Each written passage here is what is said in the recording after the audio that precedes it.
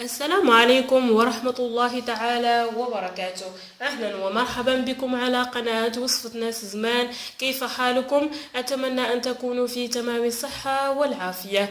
اليوم بحول الله سأقدم لكم وكما عودتكم وصفة طبيعية مجربة ومضمونة إن شاء الله لعلاج السعال والحكة والزكام. ففي هذا الفصل على وجه التحديد قد تعاني الكثير من السيدات وكذلك الرجال وبما فيهم أيضا الأطفال من موجة من البرد والسعال كذلك، وهذه الوصفة فعالة جدا جدا للتخلص من مشكل السعال والحكة والزكام أيضا. فهي فعالة للأطفال أيضا، يمكنك استعمالها لأطفالك أيضا، فهي ستخلصهم من مشكل السعال والحكة أيضا، وخصوصا السعال الجاف ومن سيلان الأنف كذلك. ففضلا إذا كنت أول مرة تشاهدين القناة لا تنسي الضغط على زر الاشتراك وتفعيل الجرس لكي يصلك جديد القناة فور نزوله،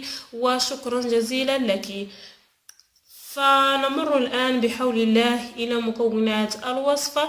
فسنحتاج في هذه الوصفة إلى كوب من الحليب الدافئ وقد قمت بغليه من قبل، وسنحتاج كذلك في هذه الوصفة إلى العسل، عسل النحل الطبيعي، وهنا لدي عسل البرتقال. فالعسل وخصوصا العسل الطبيعي فهو له العديد من الفوائد العلاجية، فهو يعمل على علاج الكثير من الأمراض بإذن الله، وذلك باستعماله المنتظم والمداوم إلى أن تتخلصي من المرض الذي يصيبك إن شاء الله، وذلك لأنه يحتوي على فيتامينات ومعادن كذلك ومضادات تعمل على طرح الفيروسات والميكروبات والجراثيم إلى خارج الجسم، وذلك باستعماله بشكل منتظم، وبإذن الله ستتخلصين من المرض. وبفضل المكونات الفعالة التي يحتوي عليها العسل الطبيعي فهو أيضا جد فعال في علاج السعال والحكة والزكام أيضا، ولهذا فإنه فعال في هذه الوصفة.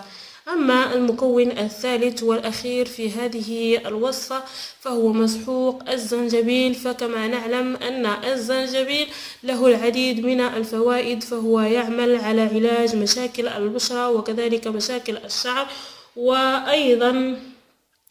وأيضا يعالج بعض الأمراض المزمنة، وذلك لأنه يحتوي على خصائص مضادة للالتهابات، وكذلك يقوي جهاز المناعة، فهو أيضا يعمل على محاربة الفيروسات، وفعال جدا في علاج النزلات البرد الحادة، وعلى وجه الخصوص السعال الحاد. بعد التعرف على مكونات هذه الوصفة نمر الآن بحول الله إلى طريقة تحضير هذه الوصفة بالتفصيل لعلاج مشكل السعال والحكة والزكام بإذن الله. أول شيء، فكما قلت تقومين بغلي الحليب من قبل أو تسخينه جيدا لكي تستخدمينه في هذه الوصفة. فسنحتاج إلى ملعقة صغيرة أو يمكنك استعمال نصف ملعقة فقط في هذه الوصفة، وخصوصا إذا كان الزنجبيل من النوع الجيد. سنأخذ نصف ملعقة من الزنجبيل ونضعه في كوب الحليب، ثم سنأخذ أيضا ملعقة أو رأس أو نصف ملعقة من العسل الطبيعي، عسل النحل.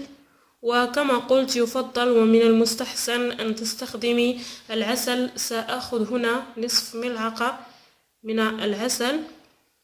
فكما قلت يجب عليك ومن الأحسن والأفضل أن تستخدمي في هذه الوصفة العسل الطبيعي، وذلك لكي تحصلي على وصفة كاملة متكاملة إن شاء الله لعلاج السعال والحكة والزكام. فهذه الوصفة معروفة لدينا في المغرب وتستخدم بشكل كبير جدا في علاج نزلات البرد وكذلك السعال الجاف وأيضا الحكة.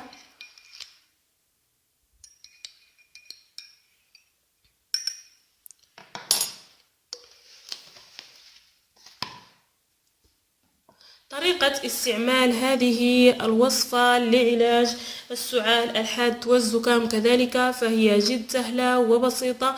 فكل ما عليك هو تحضير كوب الزنجبيل والعسل، ثم بعد تحضيره تقومين بشربه قبل النوم مباشرة. فبعد شرب هذا الكوب يجب عليك النوم مباشرة وأن تتفادي التعرض إلى البرد، ولهذا يجب عليك شرب هذا الكوب ثم النوم مباشرة. فمرات استعمال هذه الوصفة يمكنك استعمالها يوميا مرة واحدة فقط إلى أن تتخلصي نهائيا من السعال والحكة والزكام الجاف إن شاء الله. فمن الاستعمال الأول أو الثاني ستلاحظين نتائج جيدة، أن ألم السعال أيضا قد خف بشكل كبير جدا بالمقارنة مع السابق. ويمكنك استعمال هذه الوصفة أيضا مرتين في اليوم إذا أردت التخلص من السعال بشكل سريع جدا وفي مدة قصيرة جدا. ويمكنك استعمال كوبين في اليوم لكي تتخلصي من السعال والزكام بشكل سريع جدا. ولكن احرصي على استعمال العسل الطبيعي في هذه الوصفة لكي تحصلي على نتائج جيدة للتخلص من السعال والحكة والزكام الجاف أيضا. أما طريقة استعماله للأطفال فيمكنك فقط الاكتفاء برأس ملعقة من مسحوق الزنجبيل فقط،